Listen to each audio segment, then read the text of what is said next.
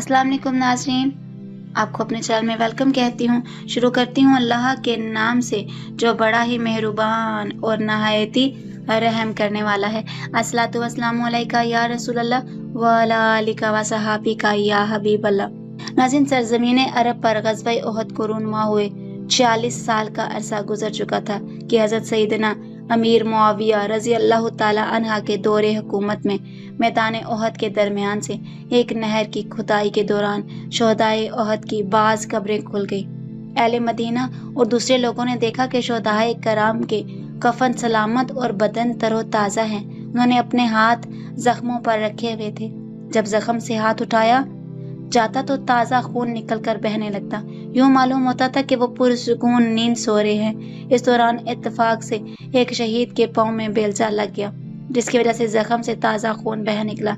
ये शहीद कोई और नहीं, रसूलुल्लाह सल्लल्लाहु अलैहि वसल्लम के मोअज़्ज़ज़ चचा और रज़ाई भाई सैयदुल शुहदा हज़रत सैयदना अमीर हमजा थे। आप रज़ी अल्लाह ताला अन्हा बहुत हसीन और जमील थे। खूबसूरत पेशानी, दरमियाना कद, चेहरा बदन, गोल बाजू, जबकि कलाइयाँ चौड़ी थी। शेर व शायरी से शगफ था। शमशीर जनी, तीर अंदाजी और पहलवानी का बचपन से शौक था। सैरो सेहात करना, शिकार करना मनपसंद मशगला था।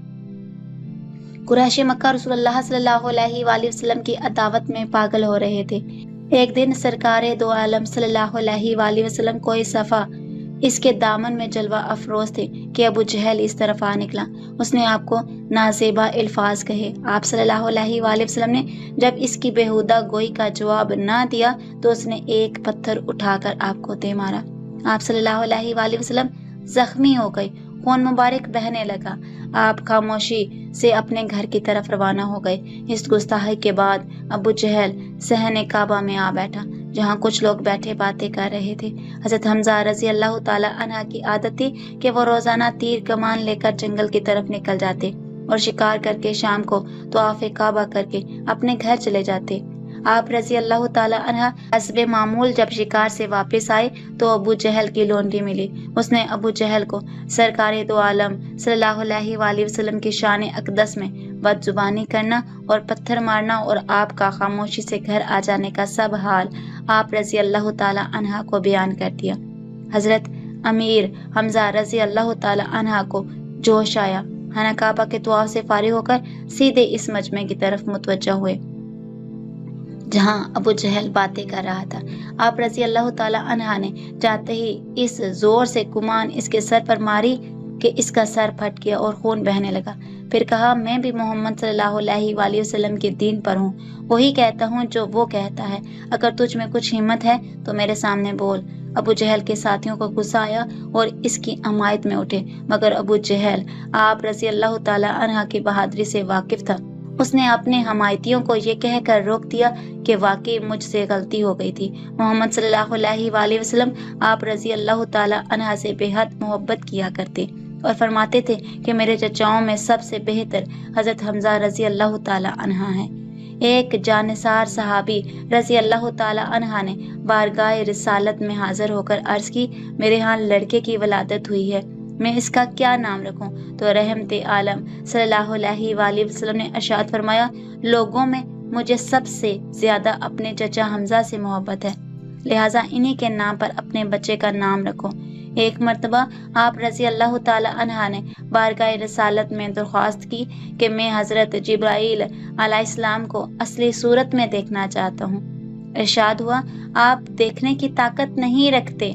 आपने इसरार किया तो नबी करीम सल्लल्लाहु अलैहि वसल्लम ने इरशाद फरमाया, ज़मीन पर बैठ जाइए। कुछ देर बाद हज़रत जिब्राईल अलैहिस्सलाम हरमे कहबा में नस्ब शुदा एक लकड़ी पर उतरे तो सरवरे आलम सल्लल्लाहु अलैहि वसल्लम ने इरशाद फरमाया, चचा जान निगाह उठाइए और देखिए। आपने जो ही अपनी निगाह उठाई, हज़रत जिब्राईल अलैहिस्सलाम के दोनों पाँव दिखाई दिए। बस इतना ही देख पाए और ताब ना लाकर बेहोश हो गए। रमजान मुबारक 1 हिजरी में 30 सवारों की क़ियादत करते हुए इस्लामी लश्कर का सबसे पहला इल्म आप रज़ी अल्लाह ताला अन्हा ने संभाला। अगरचे लड़ाई की नौबत न आई, लेकिन तारीख में अपने सर یہ حمزہ کے نام سے جانا جاتا ہے۔ رمضان المبارک 1 ہجری میں 30 سواروں کی قیادت کرتے ہوئے اسلامی لشکر کا سب سے پہلا علم آپ رضی اللہ تعالی عنہ نے سنبھالا۔ اگرچہ لڑائی کی نوبت نہ آئی لیکن تاریخ میں اسے سریہ حمزہ کے نام سے جانا جاتا ہے۔ 2 ہجری میں حق و باطل کا پہلا معرکہ میدان بدر میں پیش آیا تو آپ رضی اللہ تعالی عنہ بڑے جوش و جذبے کے ساتھ شریک ہوئے اور مشرکین کے کئی سورماؤں کو ٹھکانے لگایا۔ آپ رضی اللہ تعالی عنہ اپنے سر پر شتر مرغ کی کلگی سجائے ہوئے تھے، جبکہ دونوں ہاتھوں میں تلواریں تھامے اسلام کے دشمنوں کو جہنم واصل کرتے اور فرماتے جاتے کہ میں اللہ اور اس کے رسول کا شیر ہوں۔ 15 شوال المکرم 3 ہجری کا غزوہ احد میں آپ رضی اللہ تعالی عنہ کے دونوں ہاتھوں میں تلواریں تھیں جنہیں وہ بے محابہ چلا رہے تھے۔ جس طرف رخ کرتے صفوں کی صفیں الٹ جاتی اور لاشوں کے انبار لگ جاتے۔ اچانک عرب کے مشہور شمشیر زن صبا غیسانی سے آمنا سامنا ہو گیا۔ ماہر جنگجو صبا نے کہا، مقابلہ کرو گے؟ حضرت حمزہ رضی اللہ تعالی عنہ اس وقت غضبناک شیر کی طرح بپھرے ہوئے تھے۔ بولے، ہاں۔ او ختنے کرنے والے کے بیٹے، اللہ اور رسول کے دشمن! اس کے ساتھ ہی دستے قضا حرکت میں آیا اور صبا کا سر تن سے جدا ہو گیا۔ صبا آخری بد نصیب تھا جو حضرت حمزہ رضی اللہ تعالی عنہ کے ہاتھوں جہنم رسید ہوا۔ اس کو ٹھکانے لگاتے وقت حضرت حمزہ رضی اللہ تعالی عنہ کی ذرا پیٹ سے کھسک گئی تھی۔ وحشی کسی ایسے ہی موقع کی طاق میں ایک چٹان کی آڑ میں چھپا بیٹھا تھا۔